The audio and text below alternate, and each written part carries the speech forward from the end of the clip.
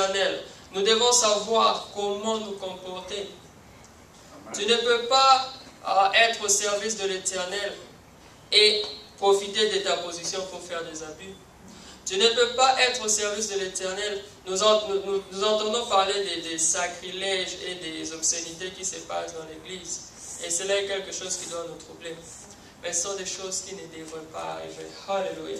Donc j'attire ton attention, toi qui es ici. Si tu te comportes comme ce roi, Beltachar, le Seigneur va te frapper. Car ce roi ici s'était moqué de l'Éternel. Nous allons entrer maintenant dans les vifs du sujet. Lorsque je méditais sur ce message, je me suis posé beaucoup de questions. Beltachar, la Bible nous dit qu'il avait fait un grand festin. Et j'essaie de demander à l'Éternel de pouvoir m'expliquer, parce que je n'arrivais pas à comprendre ce qui s'est passé. Alléluia. Il a invité 1000 personnes. Et les 1000 personnes étaient là. La Bible nous précise dans le verset 1. Le roi Beltachar donnait un grand festin à ses grands au nombre de 1000. Nous devons savoir que les chiffres qui sont donnés dans la Bible ne sont pas donnés par hasard. On nous parle de 1000. Et j'étais assis et j'essaie de demander à l'Éternel, Seigneur, pourquoi ce festin devant 1000 personnes? Pourquoi cette précision du nombre 1000? Je me posais un peu de questions. Je n'arrivais pas à comprendre.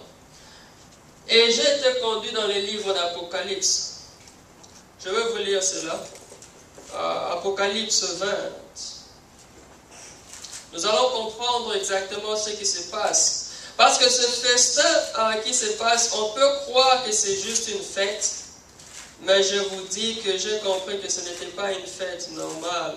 J'ai compris que c'était un culte satanique qui était en train de se produire.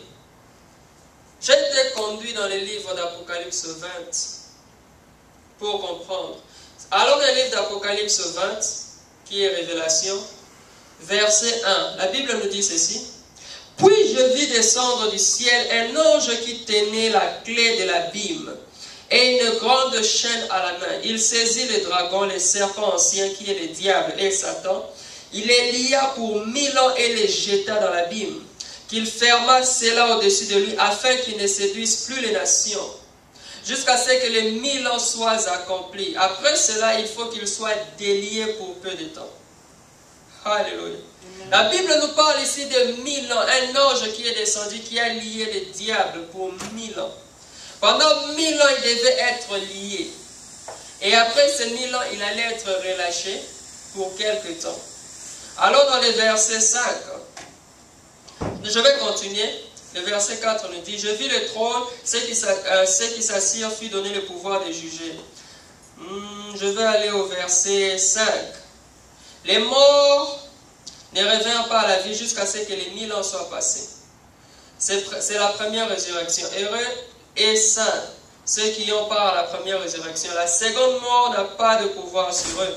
Mais ils seront sacrificateurs de Dieu et du Christ. Et ils régneront avec lui pendant 1000 ans. Je répète, mais ils seront sacrificateurs de Dieu et du Christ. Et ils régneront avec lui pendant 1000 ans. Quand les 1000 ans seront accomplis, Satan sera relâché de sa prison. Il sortira pour séduire les nations qui sont aux quatre coins de la terre, Gog et Magog, afin de les rassembler pour la guerre. C'est très important ce point. Je relis. Quand les 1000 ans seront accomplis, Satan sera relâché de sa prison et il sortira pour séduire les nations qui sont aux quatre coins de la terre. C'est le verset 8. On nous parle de Gog et Magog afin de les rassembler pour la guerre. Leur nombre est comme les sables de la mer. Ils montèrent à la surface de la terre, ils investirent les camps des saints et les villes bien-aimées, mais un feu descendit du ciel et les dévora. Le diable qui les séduisait fut jeté dans les temps de feu de soufre, où sont la bête et les faux prophètes. Ils seront tourmentés jour et nuit. Alléluia. Que Dieu soit loué. Je vous parle du culte. J'étais en train de me poser la question, Seigneur, les 1000, il y a 1000 personnes dans ce festin. qu'est-ce que ces 1000 personnes veulent dire? J'ai compris que ce festin n'était tout autre qu'un culte occulte. N'était tout autre que quelque chose, un culte satanique. Où Beltachar ici était en train de célébrer le diable qui devait être relâché après 1000 ans. Le Beltachar ici dans ses cultes, il était en train en quelque sorte de se moquer du châtiment de l'Éternel envers le diable. En quelque sorte, il était en train de se moquer des révélations qui ont été données sur les temps de la fin. Voilà pourquoi il prend 1000 personnes autour de lui. Voilà pourquoi il fait ces grands festins. Aux yeux des hommes, on peut juste croire que c'est un festin normal. Mais spirituellement, c'est un message qu'il est en train de lancer.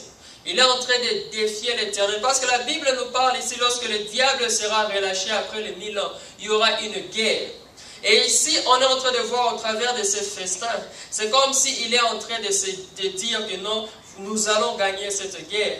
Parce qu'il y a beaucoup de gens du camp de l'ennemi, ils ont cette fausse idée qu'un jour il y aura la guerre entre le monde des ténèbres et l'Éternel, et le monde des ténèbres va gagner. Ce qui est pratiquement une folie. Alléluia. Parce que nous-mêmes, déjà le Seigneur nous a donné le pouvoir sur le diable. Il est déjà faible contre nous. Parce que la Bible nous dit qu'il nous a donné le pouvoir sur les serpents, les scorpions et puis toute la force de l'ennemi. S'il ne peut pas nous vaincre, nous, comment peut-il vaincre l'Éternel? Ici, je suis en train de voir au travers ce festin un culte satanique. Beltachar, il prend du vin. Lorsqu'il prend du vin, il se rend compte que rien ne lui est arrivé. Il était déjà, je suis sûr qu'ils étaient en train de faire toutes sortes d'immoralités ou je ne sais pas. Mais comme ce sont des gens qui ne craignaient pas l'Éternel, sûrement qu'ils étaient en train de faire un peu du n'importe quoi dans cette fête.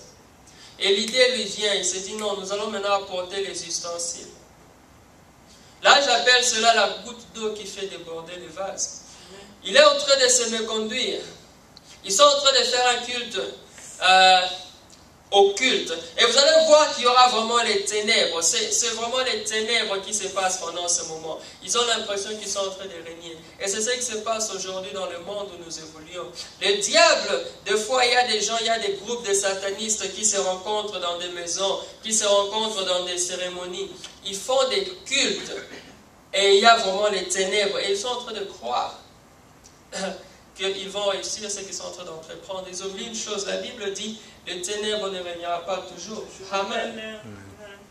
Voilà ici cet homme qui demande les ustensiles.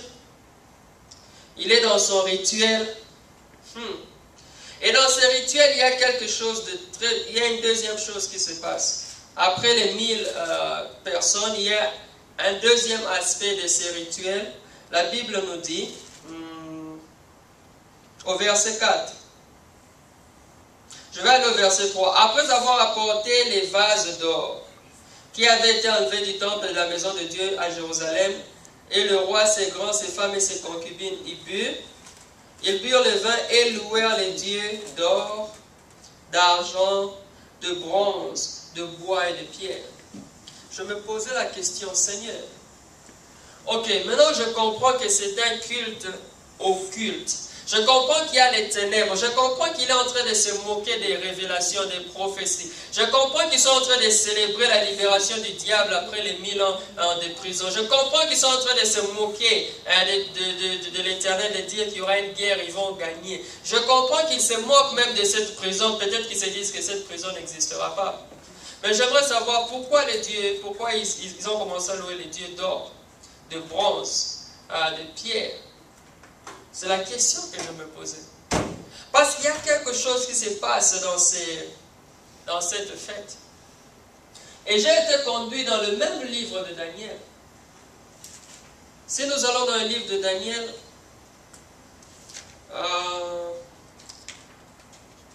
Daniel 2, 32, si je ne me trompe pas.